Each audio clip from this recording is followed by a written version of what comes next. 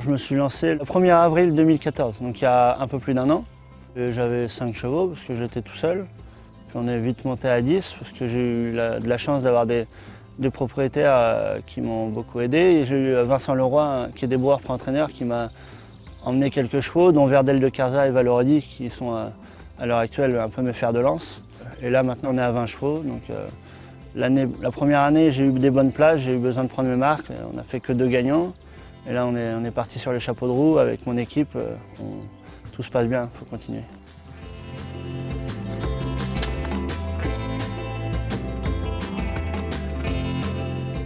Ma méthode d'entraînement à l'heure actuelle se rapproche un petit peu de la méthode anglaise, c'est le fractionné.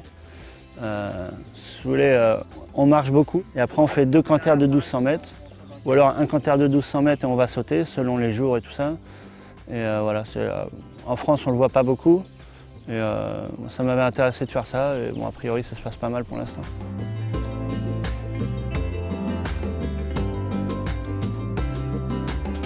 C'est une piste qui est sélective. Ayant une méthode un petit peu à l'anglaise, c'est une piste qui finit en montée, donc c'est toujours intéressant.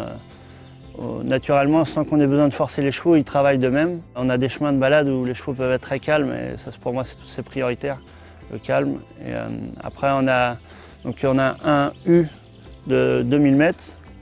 Sable et fibré, on a un anneau de 1600 mètres et on a un 8 avec 3 haies par ligne et une ligne de steeple avec tous les obstacles de steeple nécessaires pour dresser un cheval.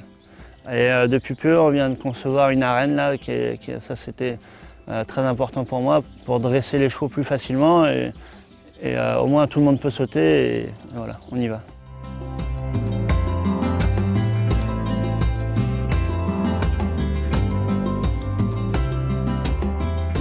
J'ai commencé par les Poney Club, une filière naturelle parce qu'il faut bien se mettre à cheval. Après je me suis dit, tiens, si on se mettait aux courses, donc j'ai monté chez mon père et j'avais comme maître d'apprentissage Christophe Dubourg, qui a été un vrai maître pour moi à cheval, avec qui j'ai tout appris.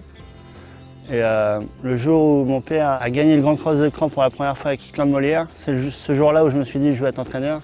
Parce qu'on avait vu une telle préparation, mon père c'est sa passion de préparer un cheval pour le jour J. Et je me suis dit que c'est ça que je veux faire, amener un cheval le jour J. Et à partir de ce moment-là, j'ai toujours eu ça en tête. Donc j'ai monté en course en gentleman. En tant que jockey, j'ai pu profiter d'avoir mon père pour pouvoir monter quelques chevaux malgré ma grande taille. Et après, je suis parti en Angleterre chez Monsieur Pipe.